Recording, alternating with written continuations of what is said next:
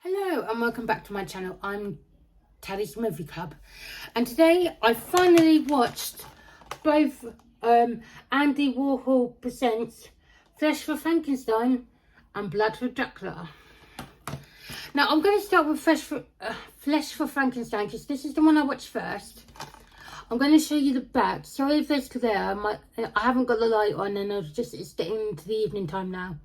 So Flesh for Frankenstein is basically about this sort of like rich family, you know, two parents, a husband and wife, a little girl and a little boy who have servants around the house. And obviously Frankenstein is doing experiments in order to achieve the perfect race, or a new race, should I say. So he's trying to make a female and... Sorry, Dr. Cupcake. I couldn't find that in your home. Cancel. So, he's trying to make a female and a male, and of course he's going all around town trying to find the ideal person, you know. So he comes across, I think he's already made the female, but he comes across like these two guys that are going to sort of, how would I put it in not to get in trouble with YouTube, sort of like an adult female party house, should we say, you know, where you have a good time, if you know what I mean.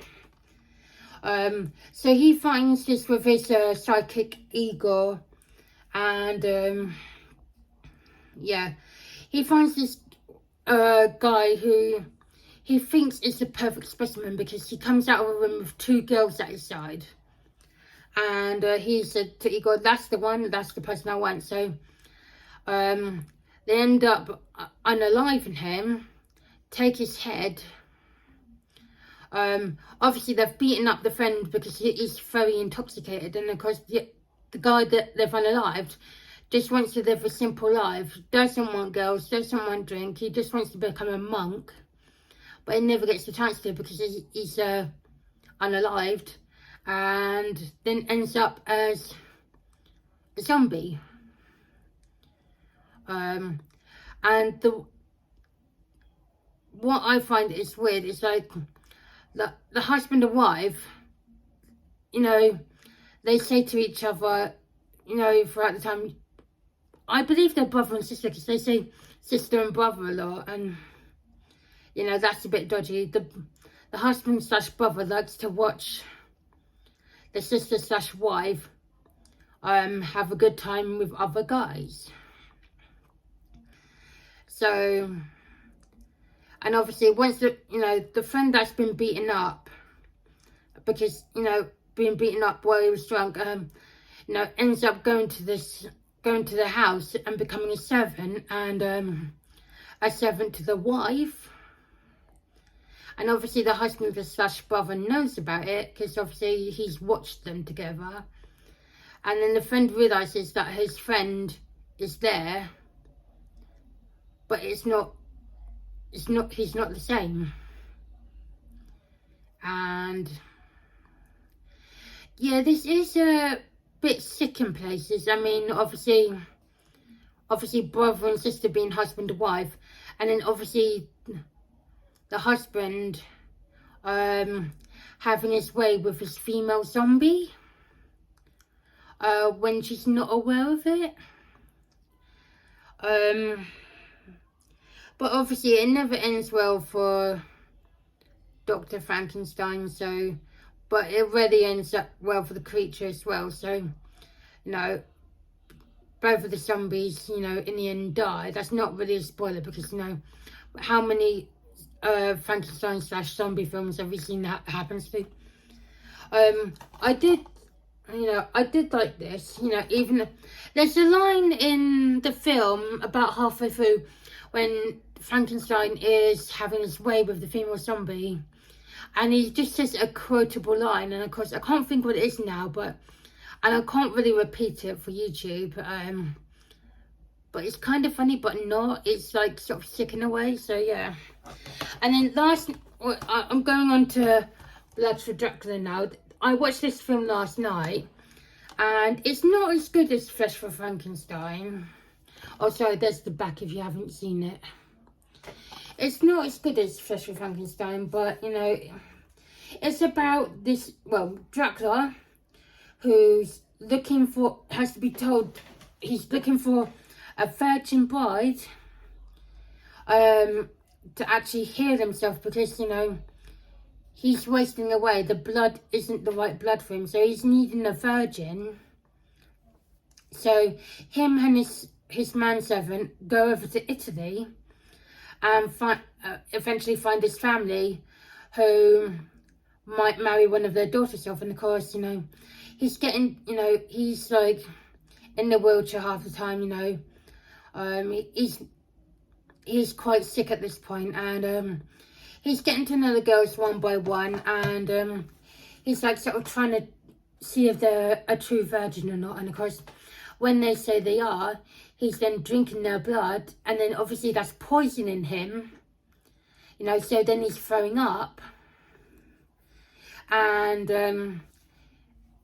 you know, it's just like the mum has no idea what's going on in the house, but two of the elder sisters in the family start acting weird, and obviously there is a virgin in actually the house, and obviously one, you know, she's got to be so careful. So that they have like this sort of, the family have like a man to help around, you know, do like odd jobs and all that.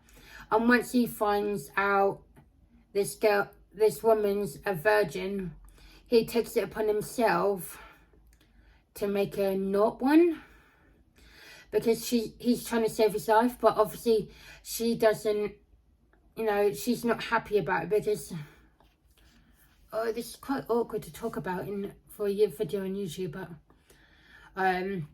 yeah, she's not happy about it, but, you know, at the end of the day, it saves her life. But the mum comes in at one point and sees it, and then she obviously hits him and say, how can you do that to my daughter? And then he like sort of slaps her, saying, how can you not know what's going on in your house? You know, there's a vampire here. You know, so obviously he's chasing Dracula around the house for maybe 5 minutes, you know, trying to avoid him and trying to, well, he is undead, but, you know, undead, you know, get him dead for the final time. So, but it's just, he's stabbing him, he's hitting him, you know, because it never works out for Dracula in the end, you know. He always dies. Well, nearly always dies, you know. But yeah, this film was alright. I'd have to say I'd probably give Flesh for Frankenstein a 4 out of 5. I just enjoyed it better, even though, you know, they're both sort of like oldie sort of type films, but I'd have to give Blood for Dracula maybe 2.5 to 3 out of 5. You know, I'm gonna watch it again, but it wasn't as good as Flesh for Frankenstein. And, you know, seeing as they're both presented by Andy Warhol, I thought that, well, I thought I'd just do like a dual review for them, because obviously they're sort of both sort of together, if you know what I mean. But yeah, I was a bit disappointed with Blood for Dracula. I mean, but I'm not going to get rid of it. I'm going to still keep it because, you know, I've got a vampire collection, I've got a Frankenstein collection, I've got a werewolf collection. So I'm going to keep them, you know, just like, I was just slightly more disappointed with that one. But anyway, that's my review for Blood for Dracula and Flesh for Frankenstein. Hope you have a good I hope you have a good weekend. It's only Friday evening, so I don't know what I'm trying to say, have a good rest of the weekend, but, you know, brain is not active today, so apologies. My words have, you know, been mixed up and fumbled, so, you know, I haven't had much sleep in the last few weeks. So anyway, take care. I'll see you next time. Bye.